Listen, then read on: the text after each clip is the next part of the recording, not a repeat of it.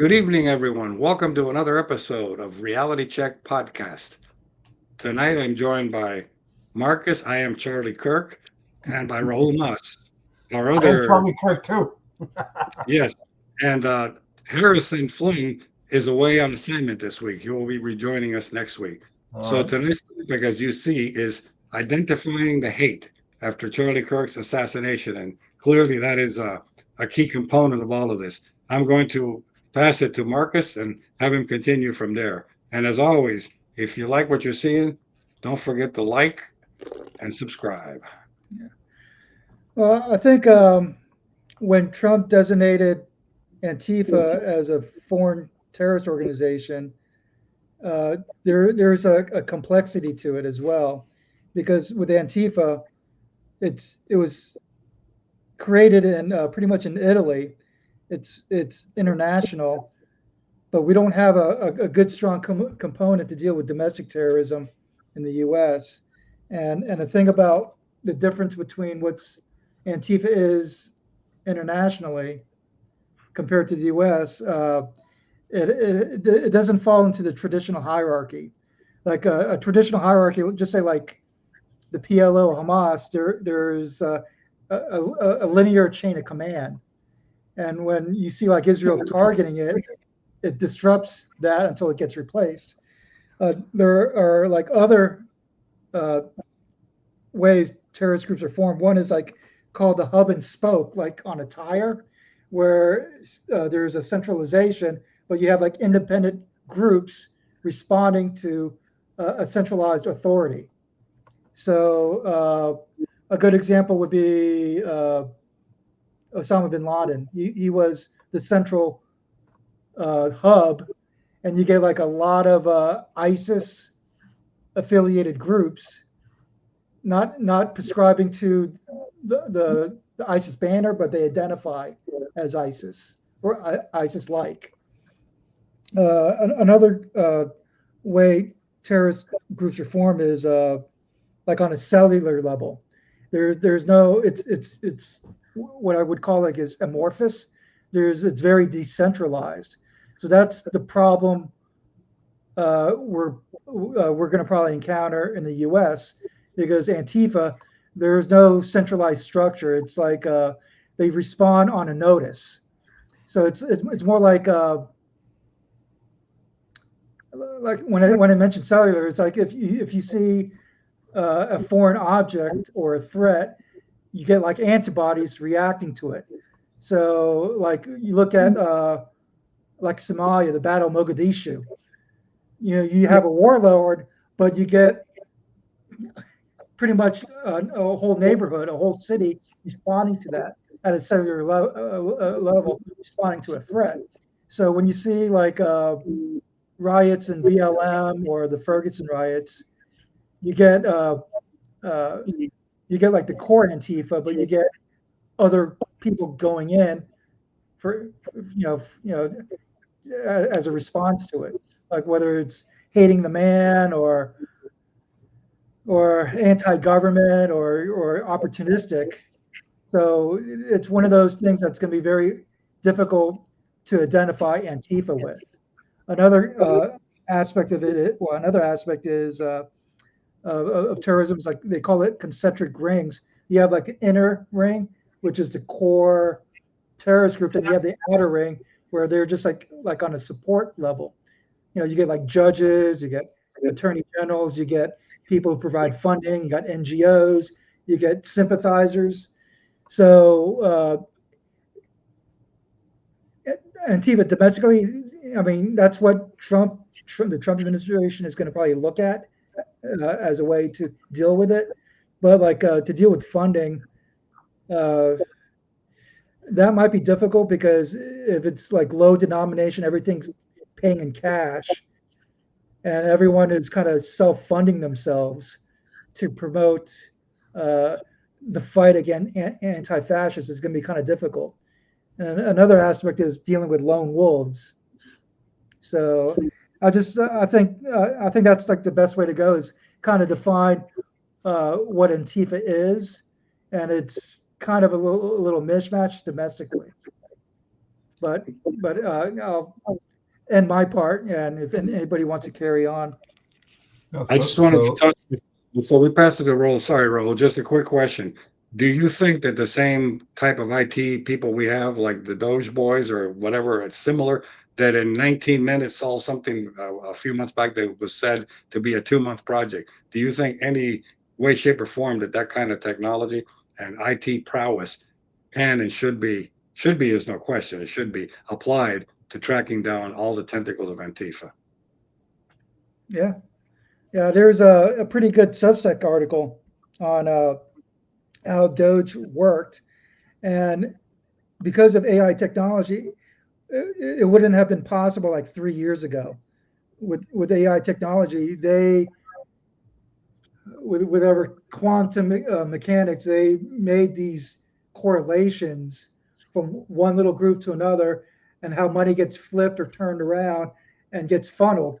So they establish like a cobweb network, and that's a, a, a, a hard part is uh, making these networks find the correlations, because it could be very complex. And with AI technology, what they could do in just hours, it would take us weeks. Okay, Raul. no, listen. So I think Marcus, you're right that in my mind, the big challenge here is that as you alluded to, Antifa doesn't have a corporate headquarters, right? You can't look them up on the internet and find, their website and find, where you can make inquiries and where their press releases come from. Obviously, it's more, I would describe it more as a name, an umbrella, kind of a universal name that a lot of disparate far left groups utilize and associate with, for a variety of reasons, either to shield their own specific identities, or to throw their lot in with others that have a similar mindset. Um, but I think that Antifa as sort of this amorphous, informal coalition of different extreme radical groups throughout the country has been, in fact, operating for some time. I remember, the first time I heard, the name Antifa was, I don't know, probably over a decade ago. And, I have a very good friend, for many years was a very senior person here in Miami-Dade Police Department.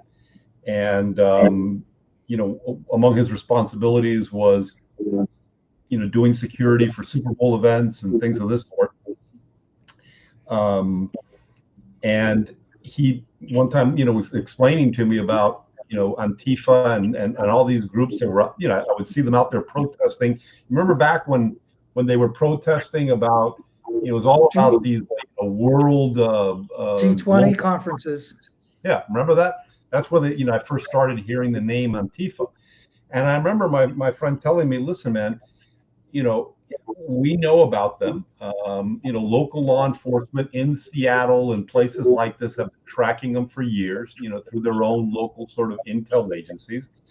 They know who they are, who they're operating, who really are kind of the people behind them, or the organizational names behind them. But yet they deliberately, like you say, they hide behind the Antifa name. They call themselves one thing one day, something else another, obviously by design to shield their identities, who they really are.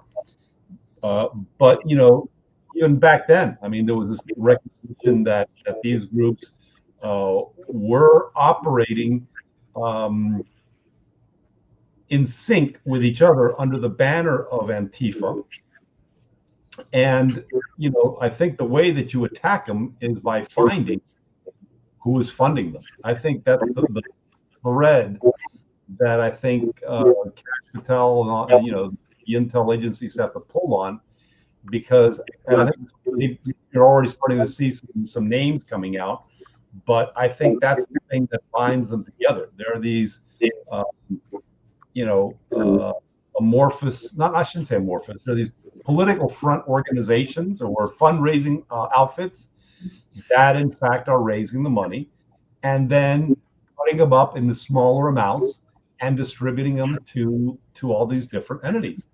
And I think it's going to take some time because, as we saw in these recent riots, there were these mysterious trucks that were sort of showing up, these rental trucks, and dropping off, pallets of like bricks and stuff, right? Or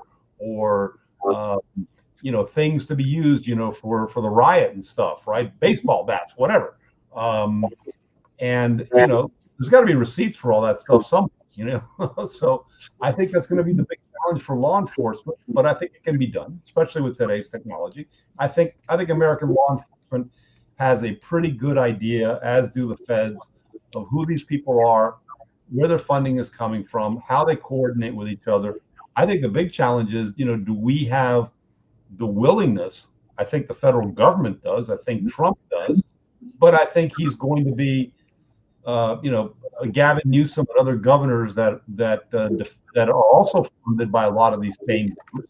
Okay, they're all part of that big tent, including the extreme left, if you will, is under their tent, and I think they're going to do everything they can to shield those groups. Marcus, you were going to chime in on something that Raul was saying.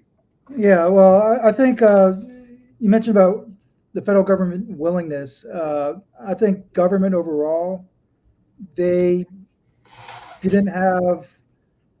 the wherewithal, but they didn't have the conviction to actually pursue anything. I think the Charlie Kirk assassination was like a Pearl Harbor moment. Yeah. Like a big clarion or 9/11 wake up call, because what society, the media, government allowed is permissive behavior. They allowed bad actors to commit bad actions without any consequence, which further fueled an empowerment to do more, And the thing is about Antifa kind of being amorphous is if you're a business or even a terror group, you have a mission statement. And with Antifa, they're on the outer fringes, and they kind of in their way to recruit, they take on whatever hot button it is. So, a decade or two ago would be the G20 dealing with capitalism and whatnot. Yeah, it was G20 20 years ago. It was G20. Now it's then it was like climate change, right, and then it kind of morphed to gender trans ideology, and the Palestine movement. So you get like a Greta Thunberg, who, whether she's a card-carrying member of Antifa, she is affiliated with those groups, where she went from climate change to free Palestine. Right. Look, I think it's a great summary, Mark. I mean, you're right. These groups don't particularly care about the cause. It's whatever the cause is at that particular moment. And in many regards, that is actually sort of what, anarchists do, right? I mean, they don't really give a shit about, the principle or the facts, or whether it's protesting G20 or climate change. It's all about, we're going to cause destruction and we're going to cause chaos because, we just don't like government, period. And we don't like democracy, and we don't like, it's a sort of a self-loathing because they live here, but that's what I think characterizes it. Well, you mentioned the point. Sorry, Carlos, about this is their cause, but the end goal is they want a revolution. They want to break down the system, right? Whether it's the U.S., the federal government, or other governments. They want to break down break down. And what they're trying to do is, and it's gradual. It's changed the way of thinking. Like they call it like the Overton window. What was permissible here, they shifted over to what's permissible there. So for the far left, violence was much a no-no, and they're shifting it to where it becomes acceptable. Yeah. And in order to do that, justify violence as an end means, they dehumanize people, they demonize people, they do character assassination to make the other side uh, a threat, pretty much, just to get rid of, to where vandalism is permissible, to where murder and assault is permissible. And and it becomes like an education. You have to change the Overton window for corrective behavior. That this is what's acceptable in society, not this, because what the polling is, it's like almost 50% of all left-leaning people believe violence is acceptable, which is a shock. Yeah, so it didn't used to be that way. It didn't used to be that way. So that tells you how much this movement has grown, particularly over the last 15, 20 years or so, to where now you have a sizable portion of the population thinking that political violence is acceptable, and that's exactly where they want it to be. Because if you look at some of the thinking that goes behind this Herbert Marcuse, the Long March Through the Institutions, there is a feeling amongst the intellectuals that sort of, really seeded this idea in the minds of these college professors and now the students who attended their classes, because there has been indoctrination on college campuses. But they actually say when they're writing that, we have to end democracy in order to save ourselves. I mean, it's not ourselves. The belief is that it's okay to get rid of democracy because they need to. In fact, they use the words, we need to use undemocratic means in order to get where we want to get to, which is our correct way of viewing the world. And anything that contradicts their correct way of viewing the world is fair game. And so long as buildings are burning, so long as there's rioting on the streets, they don't really give a shit what the cause is. I mean, it's just a question of, we want that anarchy. We want that and we want the police to overreact. We want to, we're hoping. I mean, I think they would love nothing more than to have seen riots on the part of, right wingers, which they didn't get. Okay. Because then that, causes them to sort of, justifies them reacting as well. So it's a crazy system, man.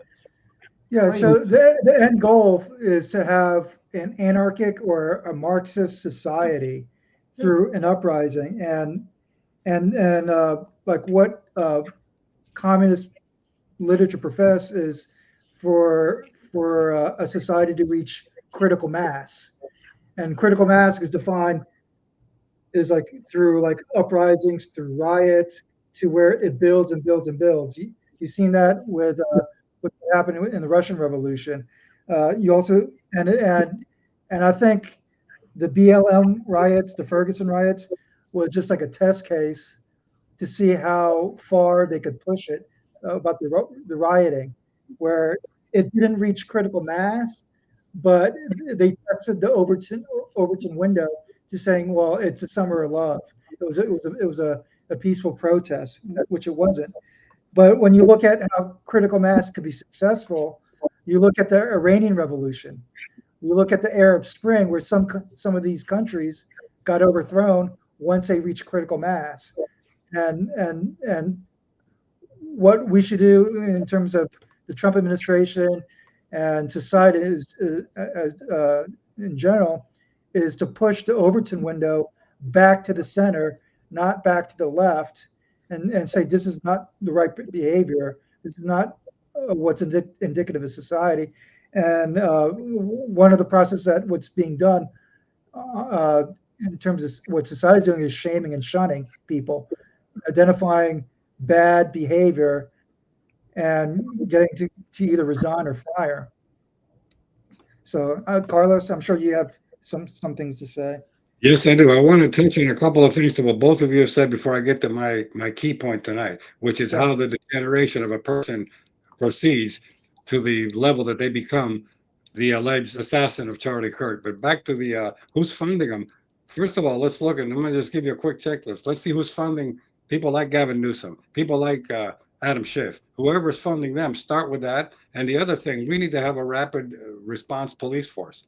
We need to have a and those cities, this isn't just anywhere. They notice that you're not going to see them in Miami. You're not going to see them uh, in Texas. You're going to see them in blue states. Just as Homey is sending in, Trump needs to maybe back off a little bit on the deportations. Not saying stop them, but divert some of that. And you know what? Yeah, God damn it, police need to overreact. When these people come out and do, these are Bolsheviks, these are communists, these are Marxists. They will engage in lies. They will engage in newspeak. They will engage in redefinition.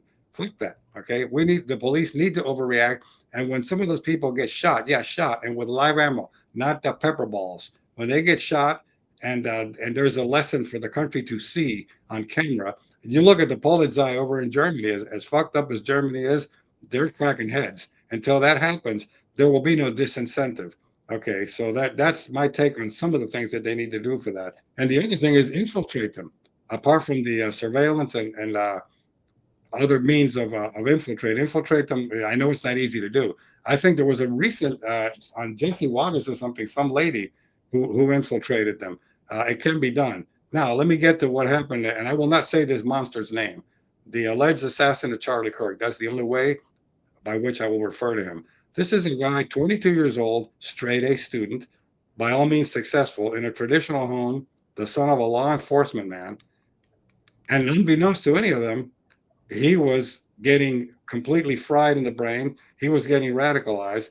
And I think there's also an LGBT component. I really do, because look at all the mass shootings that we have been seeing lately with trans.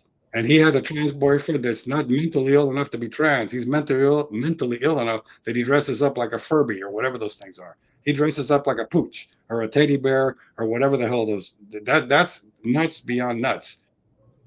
This individual, the system, the rot, the cultural decay managed to turn him to a point. What does it take for a person with so much going for them, so much to lose, to be willing? This is not some dead end guy who was out in the street. This isn't some disaffected guy scrounging in a dumpster for meals. This is an individual who lived in an apartment with his lover. But for that person to be willing, was he really that naive? A person as supposedly book smart as he was, to think that he would get away with this? I wonder, was he so smug and so misguided and so arrogant?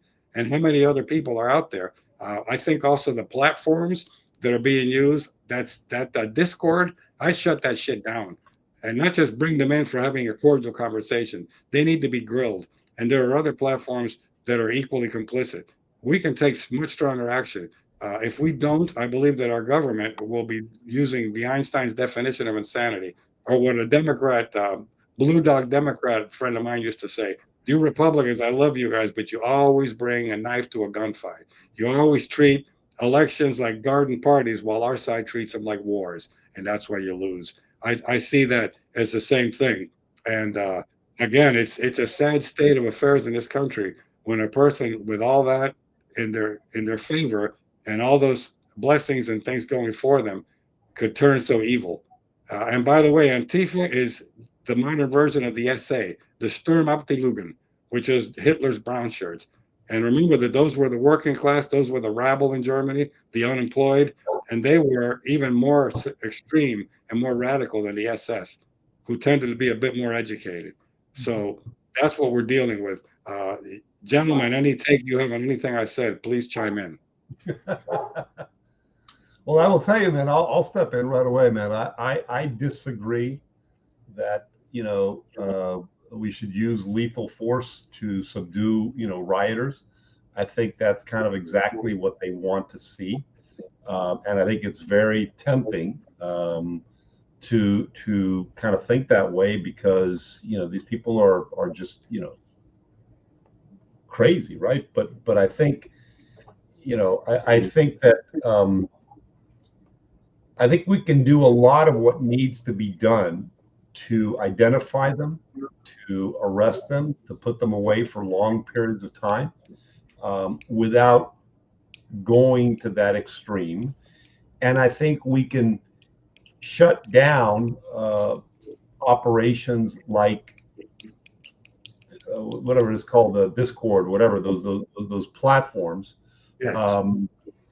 I think we can shut them down without being accused of being, against free speech, right? Because I think what's evolving here in this conversation, I'm not just referring to our conversation, but in general out there is it's ironic how now the left continues to point to us and point to Trump as being the ones that want to curtail free speech. No, we don't want to curtail free speech. What we want to curtail is the violence that comes from such hateful speech repeated so often over and over and over again that it led to the death of someone like Charlie Kirk, who was actually a pacifist in my book. I mean, he welcomed anybody that came up to that microphone. He had a very, calm, soothing manner when he spoke. I mean, he was strong in his beliefs, but he was not looking to cause trouble. And but I think the debate is, when does free speech really turn into rabble rousing, for lack of a better word? It's incitement to violence, because there's plenty of Supreme Court cases out there, and a lot of very learned Supreme Court justices that over the years have said quite clearly, okay, that the most protected form of free speech is the one that pisses us off, right? And the idea behind that is you don't need a First Amendment if everybody is kumbaya and gets along with each other and everybody agrees with each other. Okay, the speech that is the most offensive, the most hateful, the one that really gets you angry. Okay, that is the one that needs those protections from the First Amendment. But there is a line. Sometimes that line is not that easy to ascertain.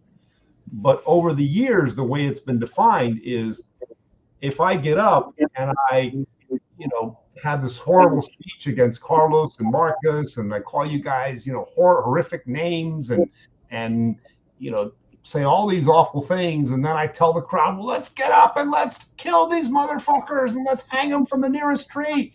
Then your freedom of speech stops right then and there.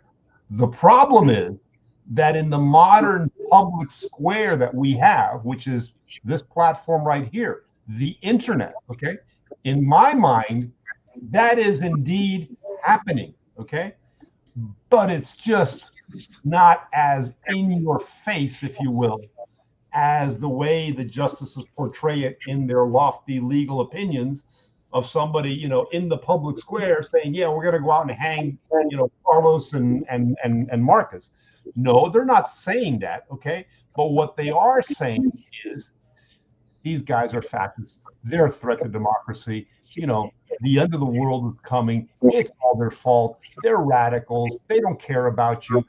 And if you repeat, there's a lot of, there's a serious mental health issue in this country. We got a lot of crazy nutcases out there, including people like Kirk's assassin, who doesn't fit the profile of one of them, right? I mean, this is a young man who was raised in Utah, of all places, in a Mormon family, okay, with a mother and a father and siblings, okay, and apparently brilliant, because he got a full-ride scholarship to college his freshman year.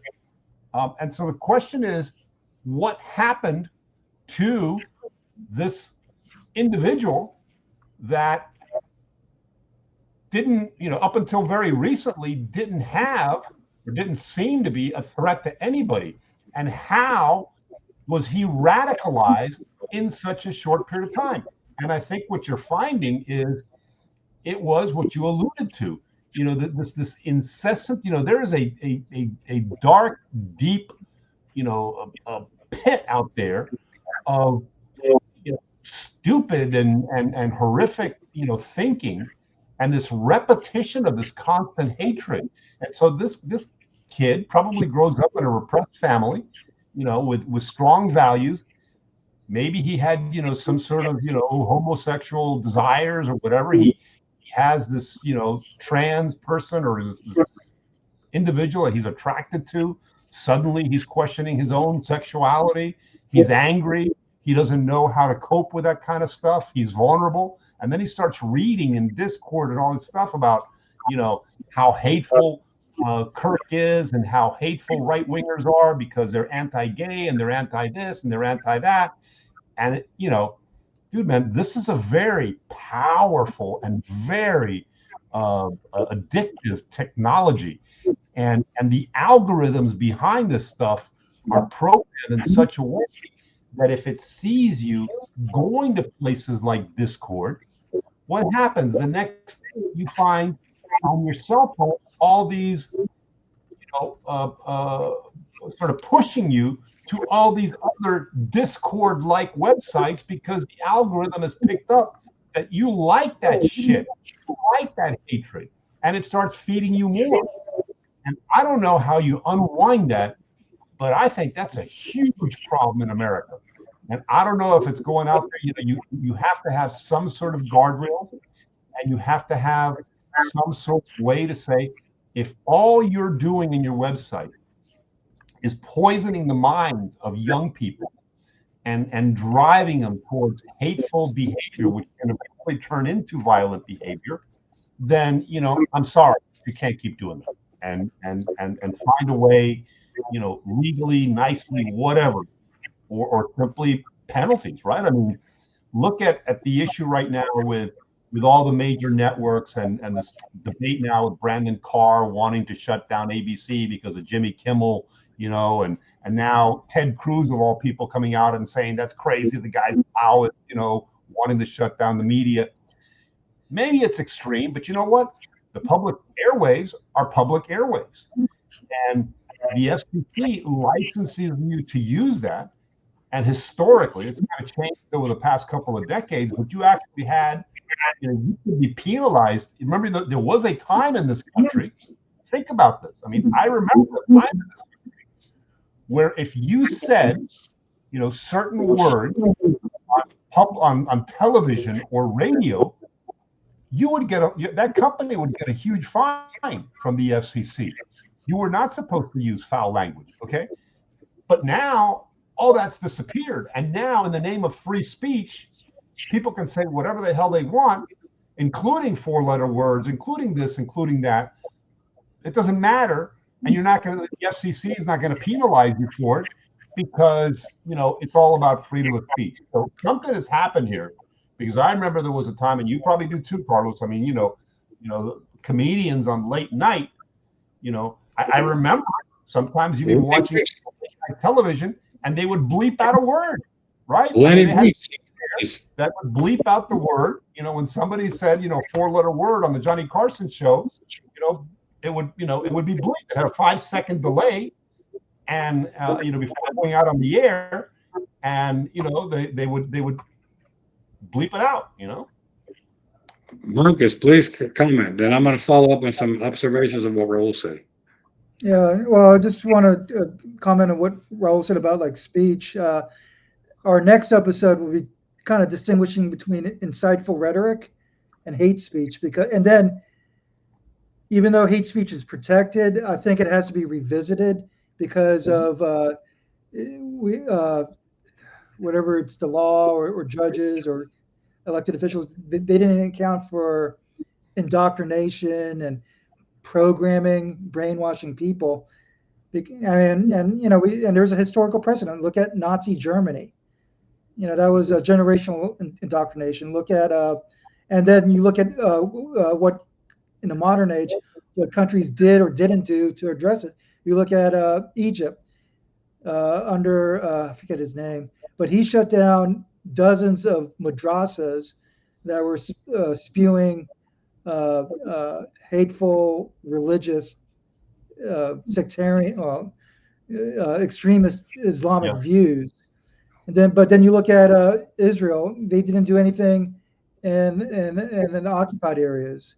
Well, They gave them like permissive behavior to on the radio, on TV. And I remember watching where it was on YouTube where they showed how Israeli soldiers killed Palestinian civilians, and it was like little kids and women. Where the guy had a cap gun, and it was pure propaganda, and it was shooting him in the back of the head. And you see people's responses in the comment, like, "This is horrible with Israel," and I'm like making a comment. There was no blood, there was no splatter. It was a cap gun, and it was just this is just propaganda. But Yeah. what it did, it allowed to infect a society. And then when you mentioned about the slow rot, we could always talk about our educational system, okay? And I think going forward, uh, education had to be revamped, like reinvented, where we apply critical thinking. Charlie Kirk, that's what he did in all the colleges and campuses. He had a debate using critical thinking, and it shows how their responses fall flat when it's based on irrational emotional behavior. And part of my job was interviewing people, and you get like nurses, college professors were saying uh, uh, there's more than a man and a woman as sex. I'm like, really? Where common sense is thrown out the window. Yeah. So and it's like uh, we all grew up in Miami, and there was a pervasive drug culture.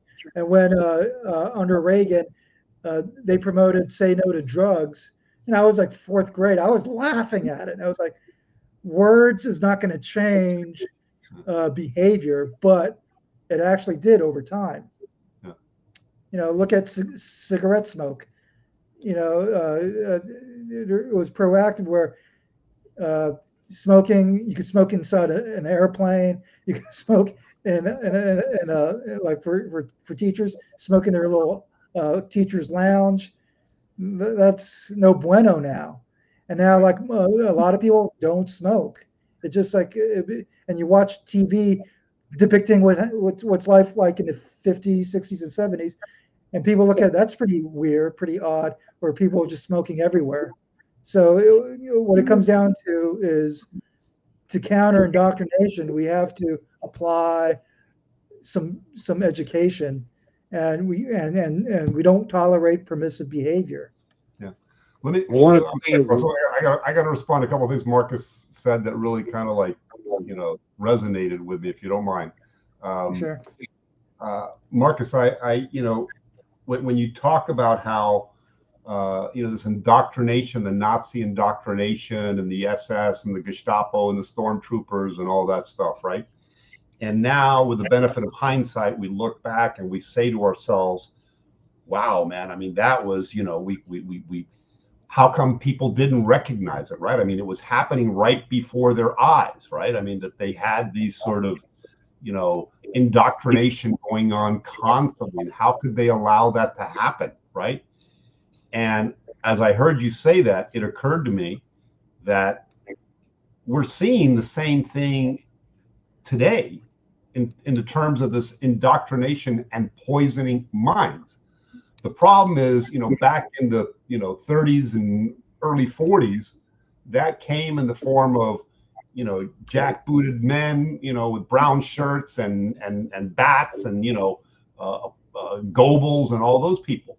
Today, those forces are the algorithms, this sort of computer technology that is fueling extremism, that's out there, and it's doing it in a much more subtle way, but it's having the same effect of pushing us in that direction of more violence and hatred and eventually, suppression and oppression type of stuff.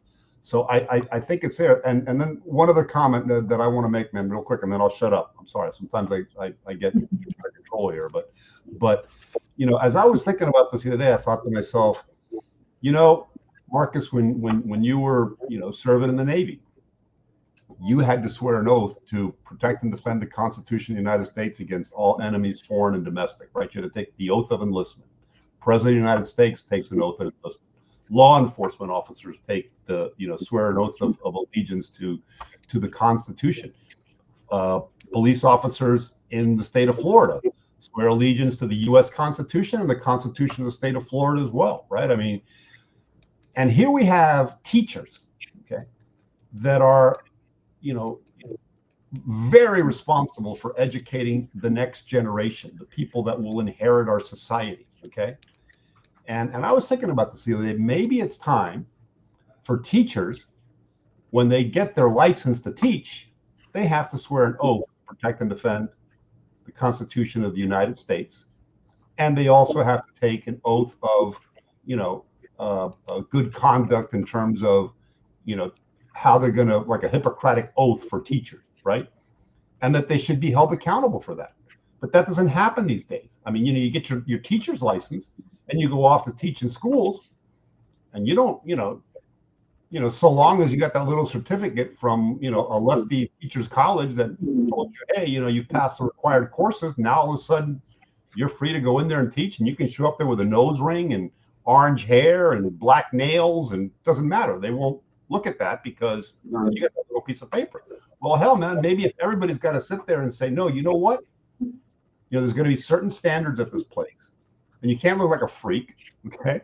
And you're going to have to, meet, some standards in terms of dress, in terms of conduct. You're going to have to swear an oath to the Constitution, and you're going to have to commit to teach, the material that's in the books and abide by them. I think there's already here in the state of Florida some of those regulations, and that's what DeSantis is using to get rid of some of these teachers, because they're not teaching, faithfully what's being taught in the textbooks. And with that, I will shut up.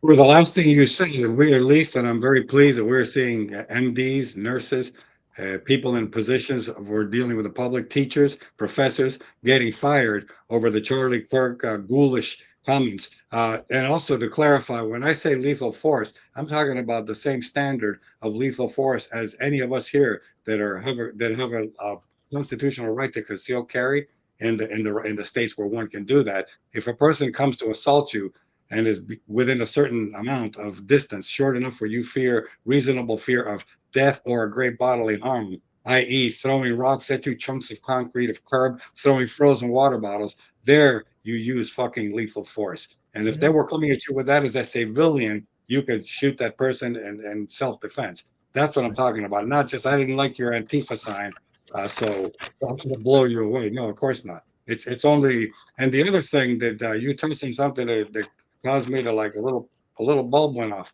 You're talking about these people, they're lonely, they're loners, they're disenfranchised, and suddenly the algorithm detects that they checked into something and they start getting, well, guess what? That's how we used to we still go after pedophiles that way. FBI agents pretend that they're a 14-year-old kid, right? They learn all the video games, all the right lingo, and they use photos and they trap these people. Okay, same thing. We need to have people that are working for our intelligence agencies that go on and say, I hate Charlie Kirk's memory. I hate that these people are expanding. I want to do something horrible to them. I want to fight back. I feel that we're being outnumbered. That person will receive, and it's dark web, a lot of it too. It's not just going on Google, okay? It's dark web. We need to infiltrate, and what better way than to entice recruitment? That's how they've infiltrated terrorist cells by saying, I want to serve the will of Allah, I want to kill the infidel, I want to be the swift sword or whatever. That is another way that we can use it. Another aspect of this, I know you guys know what confirmation bias means. That means a person will only look at what's on Fox and Newsmax. Another person will only look at what confirms their bias. MSNBC, CNN. Well, the confirmation bias used to just be that, and no matter what you tell me, I don't believe you. And if I won't look at anything else. And if you say something different, you are a right-wing extremist, you are a fascist, you are a Nazi, you are all those things that they use. But now with things like Charlie Kirk and other assassinations, CEO of United Healthcare, we are seeing the two people in the embassy, the young people in the Israeli embassy, the couple, we are seeing confirmation bias taken to a point of lethality. It's not so much, I'll just say, fuck you. I don't listen to a word you're saying. You won't sway me. No, it's, I will silence you. Okay. I heard a quote the other day, which I thought I saw maybe on Newsmax. This coward who allegedly assassinated Charlie Kirk, didn't have the balls to debate him from 20 feet. So he chose instead, as the coward he is, to shoot him from 200 yards. I find that very telling. So those are some of the ways that we can go after the funding. And even if you don't use lethal force for every person in Antifa, that's rioting. That at least, come back with equal violence. Beat the living shit out of them. They're still going to be alive. And we've seen it recently. People have almost lost an eye because of those rubber bullets. So there are ways to get at them. And when those trucks show up with all the supplies, we need to have a way that we can grab those trucks immediately and arrest that driver. They're going to shit their pants. The driver doing that got paid. The driver doing that is not an Antifa zealot. They're probably just somebody that got hired. We just need to do a better job with our intel. Uh, Listen, please I hear you, Carlos. The one thing that I would be sort of cautious about is, and I get what you're going through, right? I mean, we absolutely need to figure out, who's behind all this stuff and what are the channels that they're using, et cetera, et cetera. And sometimes it's maybe, posing as one of them to get information or going online and gathering that information. And as I was hearing you say that, as I was hearing you talk about that, I was thinking kind of the flip side of that you're seeing it right now, for example, in the UK, right? Where I keep seeing all these videos of, UK police officers showing up at the homes of people and saying, Carlos, we saw that you posted this message on Instagram complaining about, bad mouthing the Islamic mosque, right down the street from you, and saying, calling them ragheads and stuff, Carlos, that's a no-no, and we're here to arrest you because that's you can't call them raghead, right? I mean, you're seeing that right now happening in the UK. I don't know if you remember, about a week ago there was these two young girls, one with a hatchet, the other one with a knife, right? And they were threatening this, I guess, Muslim guy or some immigrant that was threatening them, and this girl was like, "Oh yeah, you want a piece of me with a hatchet? You go, you were trying to hurt my sister, blah blah blah." And the cops came to arrest those two young girls, okay, who were being threatened, okay, and there was such an outlash. But then eventually they kind of figured it all out, and they went and they arrested the guy that had actually threatened them and beat up the girl, right? And so they kind of vindicated things. But my point in all this is, it's it's a double-edged sword, right? I mean, we want to go after, the hate, okay, but we're also treading on thin ice in terms of what that freedom of speech means, right? Because it can be used against us as well, right? I mean, you say something, that raghead, right? And suddenly, and apparently now in the UK, you make fun of somebody, and the police come at your door and they arrest you for something you posted in social media talking with some friends. They're monitoring that. And by the way, UK monitors everything, man. I mean, there's certain countries in the world that have this incredible, vacuum cleaner of cameras and surveillance tools. And yeah, but the UK, they don't have the freedom of speech. They don't differentiate between opinion or hateful, insightful rhetoric. That's the big rub. Well, here's the other thing. We would be moving the role, and Marcus, if Kamala Harris had won, God help us, we would be living in the UK and Germany too, by the way. 60 Minutes, not too long ago, camera recorded 60 Minutes, accompanied at 2, 3 a.m. Polizei showing up at apartments, banging on your door. You posted a cartoon. But also, it's not even insightful speech. You just say, I don't like Muslims flying a Palestinian flag in my country. Yep, that's it. You cause somebody, what do they call it?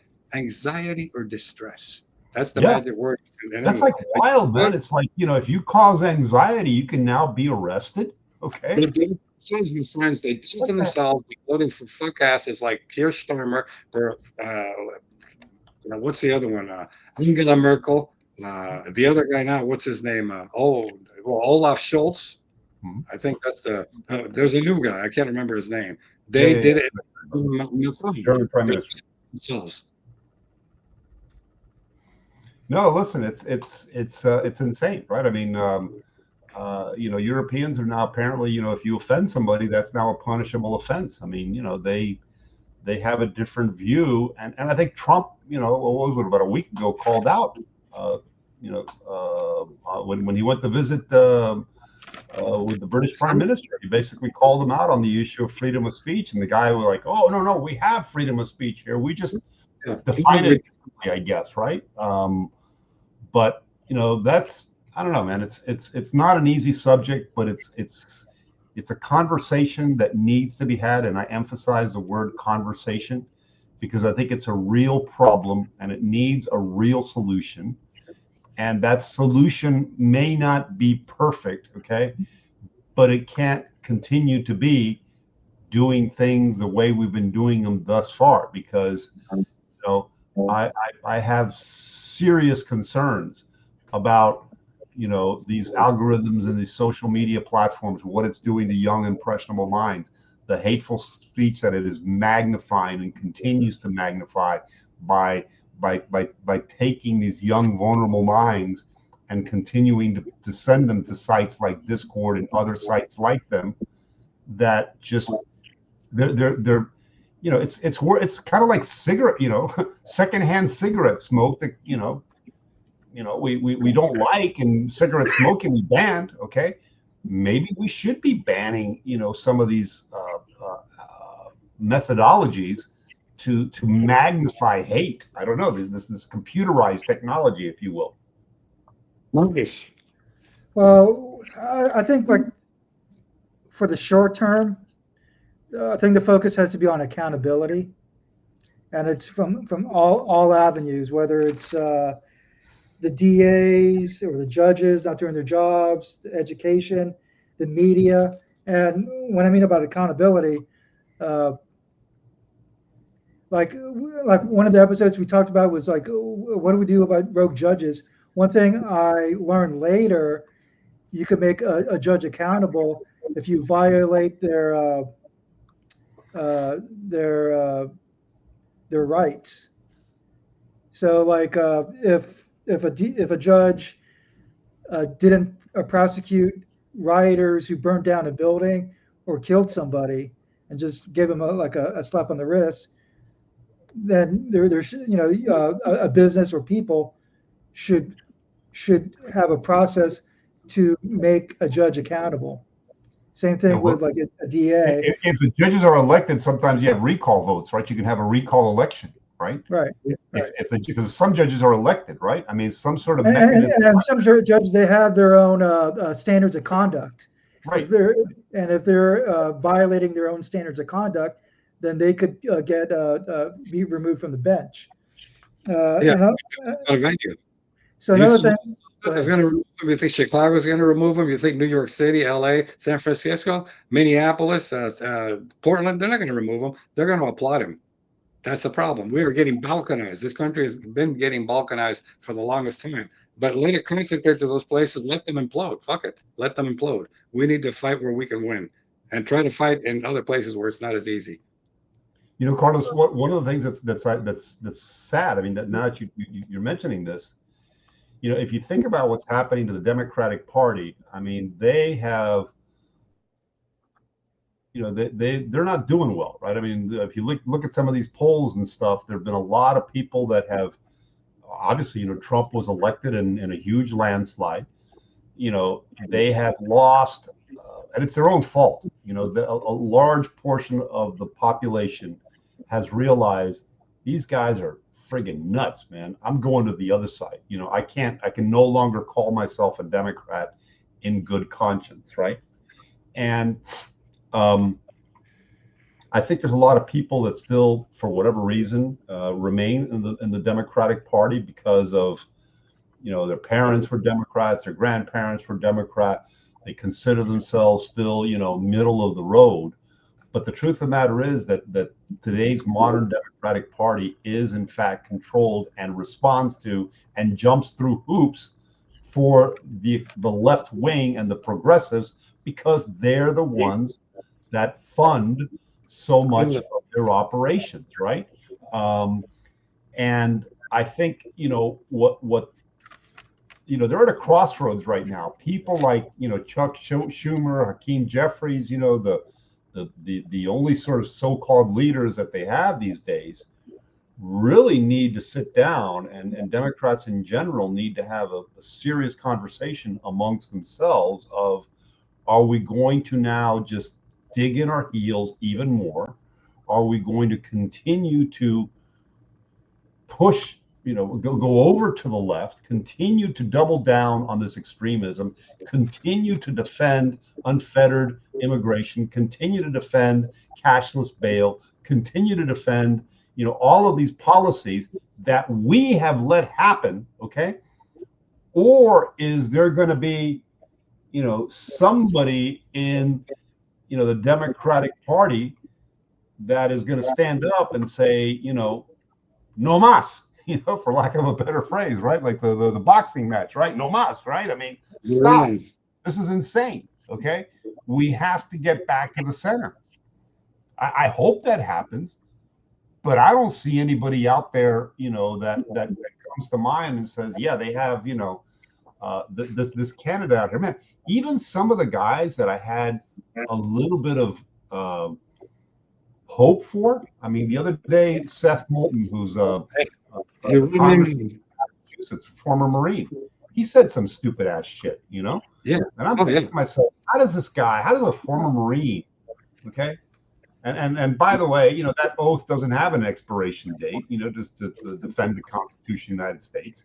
How do people like that, that you say to yourself, well, wait a second, it's not, I can't wrap my heads around a former Marine doing stupid shit, I mean, I don't know. It's the same Seth Moulton who a few, like the proverbial stop clock, right, twice a day. A few months ago, he was chastised bitterly and threatened even with a recall or threatened with primary because he said that he did not want his young daughter competing against biological males. At that moment, it's like, well, good for you, dude. I love it, But he already shit on that, in no uncertain terms. And by the way, Schumer's not going to do anything like that. Schumer is scared shitless that he's going to be primaried by AOC, who I refer to as accidentally occasional cortex. Yeah. Listen, he should be primary, right? I mean, I think he's, I love the way Trump now refers to him as, the senior senator from Palestine, right? The Palestinian senator Chuck Schumer, right? Trump is awesome, man. I mean, when Trump comes up with a nickname for you, shit, man, you're in deep trouble.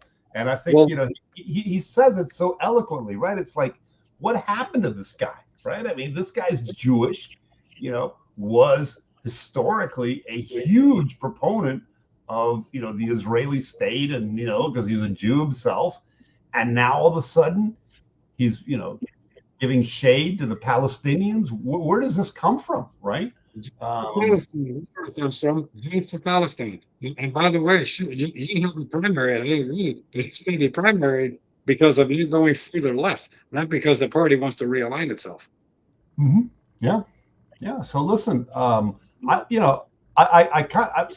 said this a couple of times. I kind of hope that the Democrats come to their senses, because unfortunately, the way our political system has evolved, we've really we have sort of two major parties. Okay, I don't think you're going to see, for a variety of different reasons, a third party come into being anytime soon. Maybe it will because of all of this, but and maybe we are at that inflection point where we go from being a two-party,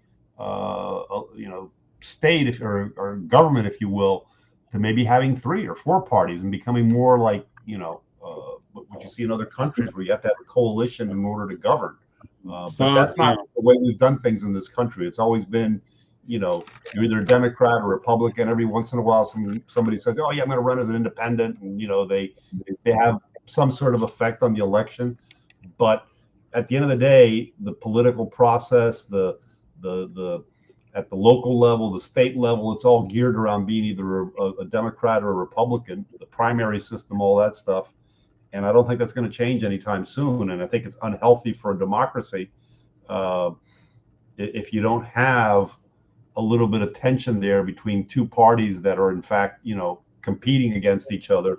Right now, the Democrats, I think, are losing ground every single day. I mean, I'm kind of happy about it, but I understand that long term that may not necessarily be good for the country.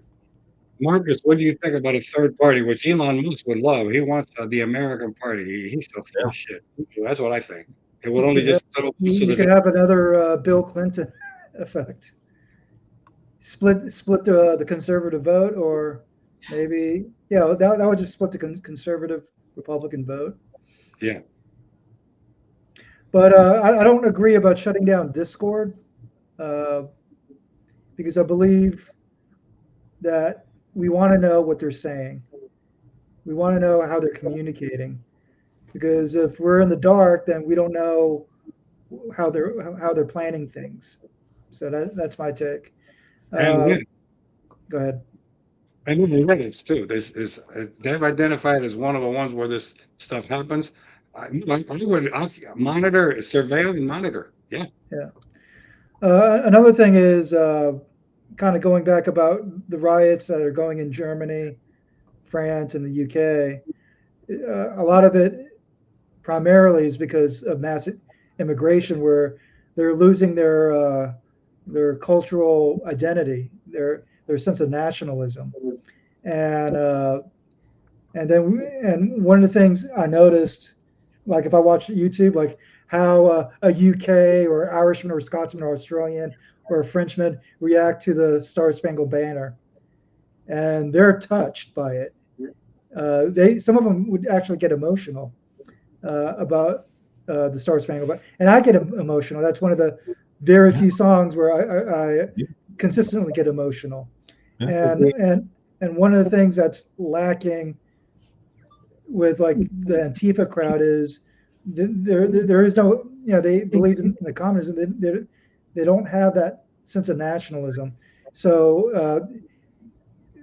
about the killer Charlie Kirk, about being indoctrinated, being a lefty, he's 22. So if we're going back when like 10, 12 years ago, he's like 10, 12 years old, listening to that at an impressionable age, to be indoctrinated, to be programmed to think a certain way, to develop foster a culture of hate. And I look at like the Pledge of Allegiance and the Star Spangled Banner, where we develop that sense of nationalism, a sense of identity. And I remember listening to a comment from one of the British guys. And he goes, that's what we're lacking. We don't have that morning school thing where you do the Pledge of Allegiance or the Star Spangled Banner. Well, yeah, listen, that's been eliminated, right? That's been eliminated in so many schools. Yeah, we don't want to cause anxiety or. I'm all for bringing back the Pledge of Allegiance and singing the national anthem and all that stuff. I'm sure if you go to Dearborn, Michigan, those schools, they want to know what it is. No, and that's a shame, because they're, like I said, you don't feel what being an American is, and that's why there are riots in the UK. They're losing their identity. So. Yeah. And those groups that you mentioned, like in Dearborn, or some of the extreme places with Hispanic, especially third world, they have no interest in becoming Americans. They want to bleed the system. They want to get what they can. They send a lot of their income abroad. They don't give a shit about becoming Americans. And that's why we need to turn that spigot off where we cannot allow you import the third world, you become the third world. You import the Arab world, you become caliphate. And we're seeing it in Europe. I wanted to maybe just wrap up on a little more positive note.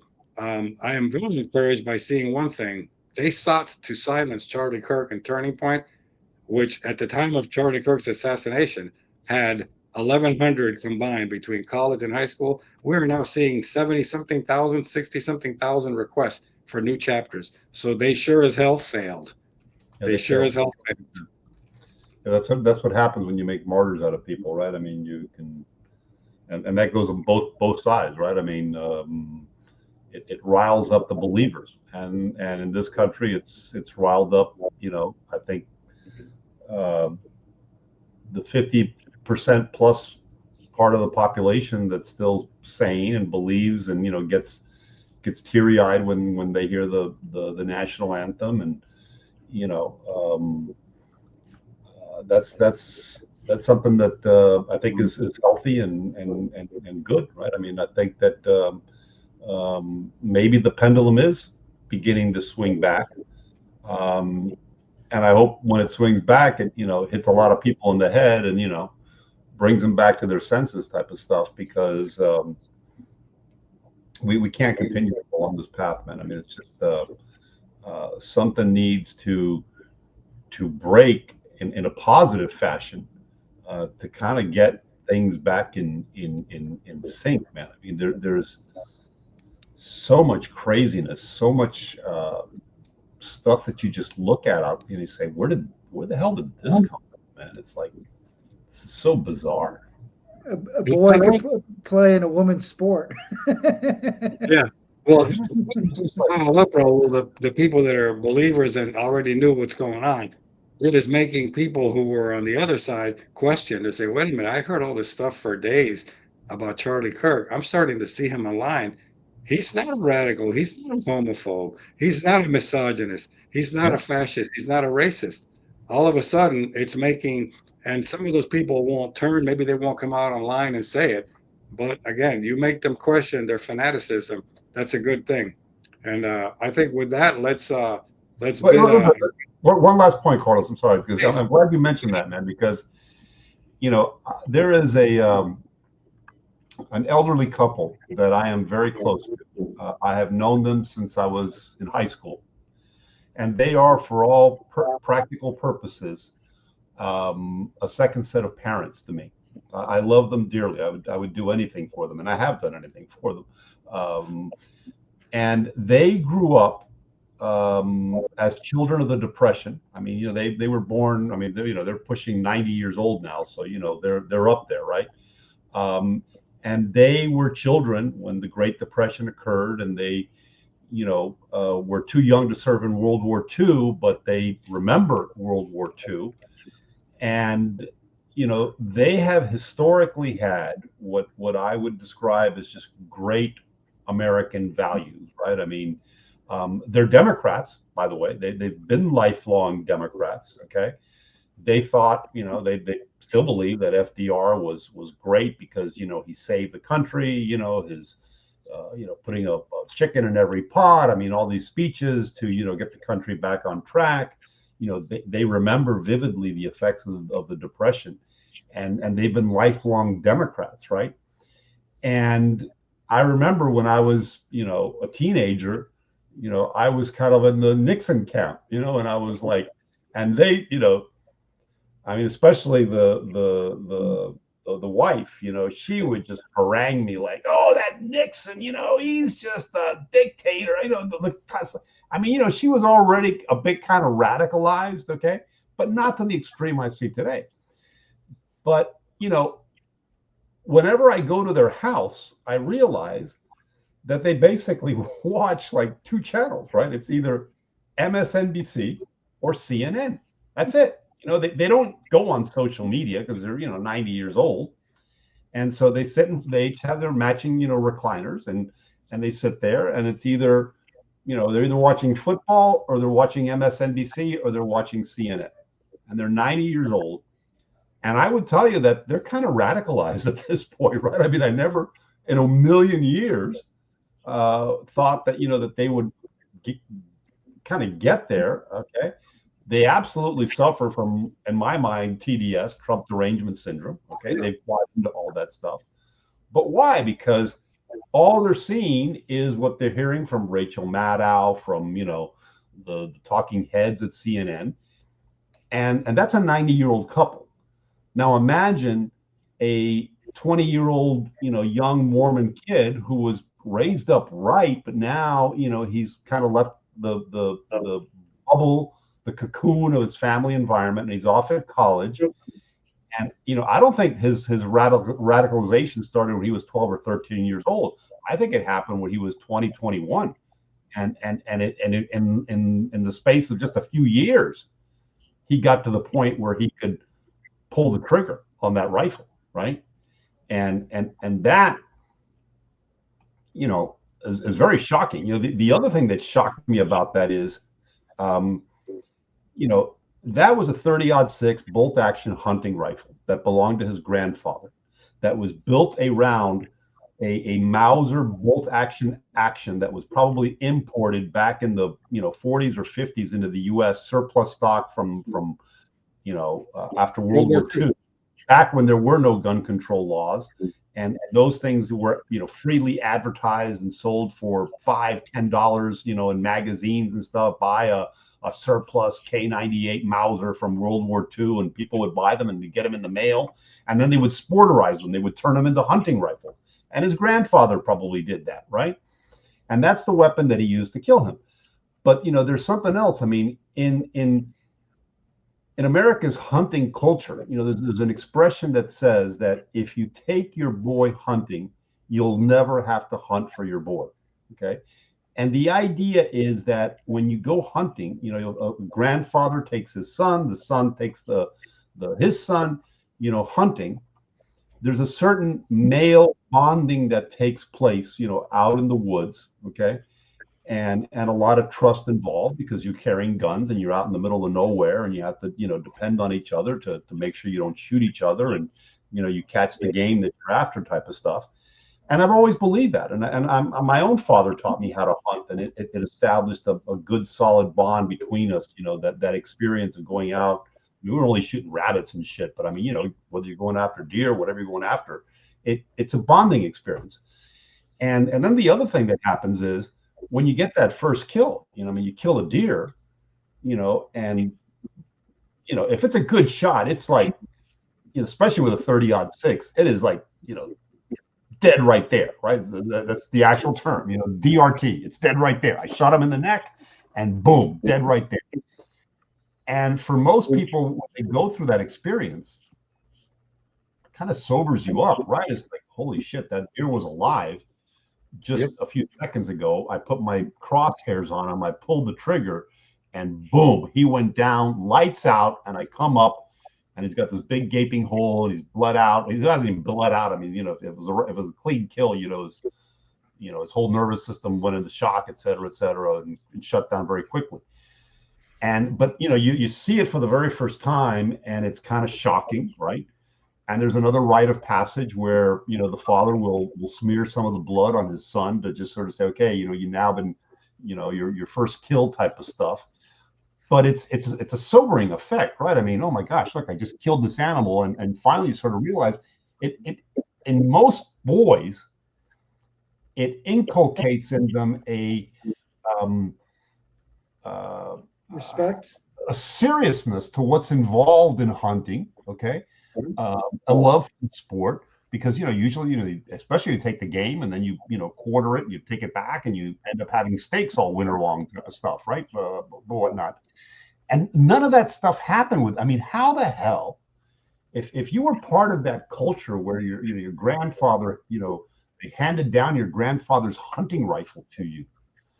I mean, to me, it's like an abomination, okay, that this guy would use his grandfather's hunting rifle that was probably passed down from generation to generation, okay, to then have him use that rifle to kill in cold blood a human being, and to the Mormons, that's like so far out there, man. That is so beyond their belief system, right? That's, to me, is what's so shocking about this. It really is. How the hell did this young man radicalize, and I don't know what went in there, right? I mean, it's like I said, maybe he fell in love with this boy, and he, having all sorts of issues. He couldn't understand. He got in that Discord. It got poisoned. But then, I throw in that thing about the rifle. But wait a second, how do you? Wait a second. I'm going to take my granddad's rifle, and I'm going to shoot this guy in the neck, and I'm going to pull the trigger, knowing full well what the effect is going to be. I don't know. Sexual deviance trumps all those traditional things. Like to use a poker term, I'll see your family Mormon hunting bonding, and I'll raise you sexual deviancy. That is how powerful and how deleterious it can be. Marcus, any parting thoughts before we wrap up? That shit just blows my mind. No, it's just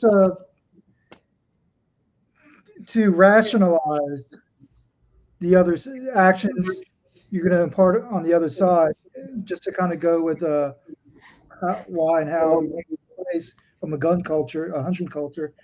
It's dehumanize the other group, demonize the other group, Yeah. and character assassination, where they're less than a person, less than a human being, and then when the person actually dies, they become celebratory.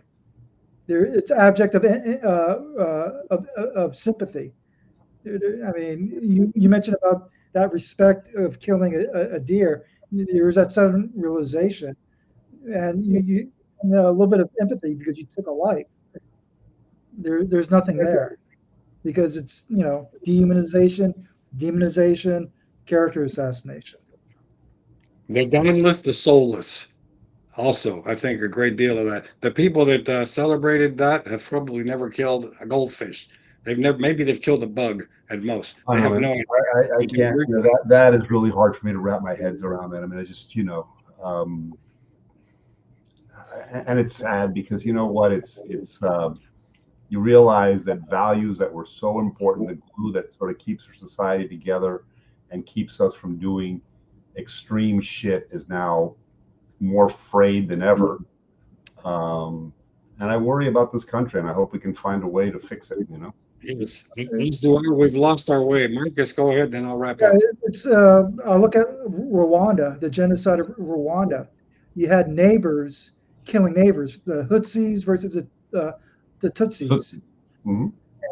And I took a class on that about genocide, and what was said is that I didn't look at them as human beings. I looked at them as bugs to be squashed. To me, they weren't human. It was just, it's how they got rationalized. And they didn't even have the internet. That's the most amazing thing about it, right? When that happened, there was no internet. The radio. They had the radio. They had the TV with hateful propaganda. Right, but now that hateful propaganda comes through this tube that we're on right now, and it comes in a more nefarious way with those algorithms magnifying what we're seeing, and then just streaming to us that thing that appeals to us. And there's apparently a website. One last comment here. I did not realize this, but apparently there is a website out there that he frequented that's called Watch People Die. And all this website does, it's from what I'm read in one of the newspapers or digital newspapers or whatever, is this website just has videos of people being killed in horrific accidents and, run over by a train or, by a car or, falling off a building. And apparently that's like, one of the sites that this guy visited. And I mean, that desensitizes you, right? I mean, if you're at a website called Watch People Die, okay, and you like it and you keep going there, well, hell, Carlos, maybe that's one of the ones that the FBI ought to be go and knock on their door and say, what the fuck are you guys doing? Exactly. All right. Well, gentlemen, tonight we have tackled some pretty tough subjects and very dark things. This country, I believe, has lost their way, but I believe we're seeing some signs that there are definitely many in this nation that want to recover the way we've lost. And in closing tonight, I will say, may Charlie Kirk's memory live on forever, and may Turning Point USA blossom into a far larger and more formidable force for positivity and to help save this nation from itself. I bid you good night. Good night, Charlie. Right. Good night, Charlie. Good